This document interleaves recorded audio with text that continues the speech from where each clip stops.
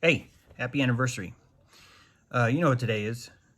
And don't get lost in trying to figure out what happened. Really just enjoy knowing that what's been told is not what happened.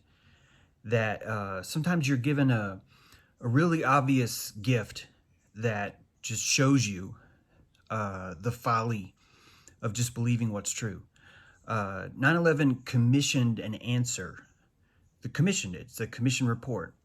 And when you commission a painting, you ask someone to come paint something for you. And you pick the artist you're going to ask to paint that commission because you like their style and you think that they will make your portrait look good.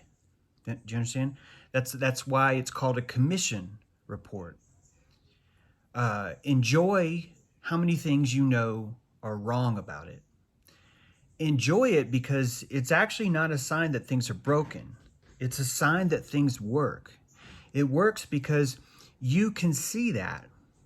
And sure, you might be in a minority. It might feel that you're in a minority because you're seeing something no one else can see. But this is actually a sign of progress. If the system was as doom porny as you think it is, you would not actually be able to even see what happened. You wouldn't recognize it. You would be like the others, some of the ones around you that just nod their head and say, yeah, it's all, everything that I've been told must be true.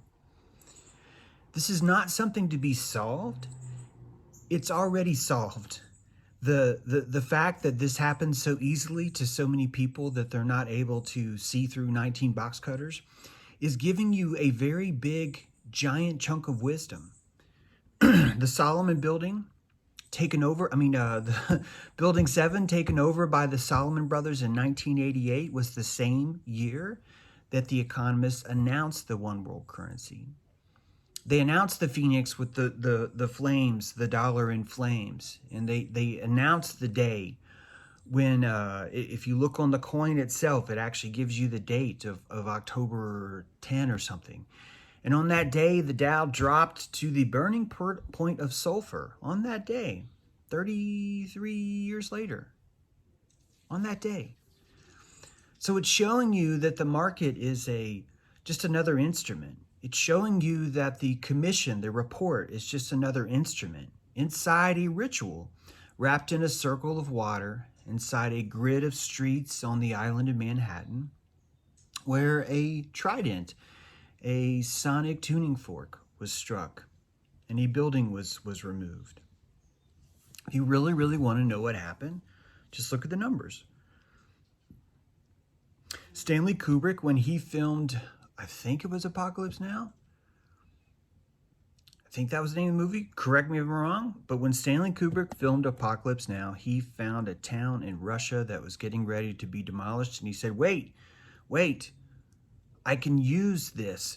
Instead of you demolishing this, can we pay you for the ability to come here on this land that you're set to demolish and do some filming? We're going to knock some holes in some walls. We're going to set things on fire. Hey, what do you care? And Russia's like, hey, this is good idea. It's very economically good for us to do. So they do it. And that there's really no difference between thinking about some CIA clowns looking through the iguanas going, hey, this building's set for demolition. Now, how did anyone not know? You need to understand the Port Authority of New York. That place is the heart of corruption, and it's white-collar corruption. It's the pinnacle of these kinds of things. And I think it's very possible that that building was not only set for demolition, but someone in the bureaucracy, the system of the bureaucracy itself, turned it into a you scratch my back, or you can't have this, or we can't have this if you do that. And you watch this hyena orgy pit create its cloud of soot that covered the truth that this building's going to be demolished. And the property's being purchased in 1988 for the sole purpose of bringing this system, bringing this pillage to a central point. And that by focusing enough pillage, by telling enough baddies, as we call them, bad guys, to come in and conglomerate and have a good time during this ritual, that you end up creating the spectacle that's so big it becomes invisible. Something can be so big and menacing that it literally becomes invisible. And you're watching that now. You've been watching that ever since 2001.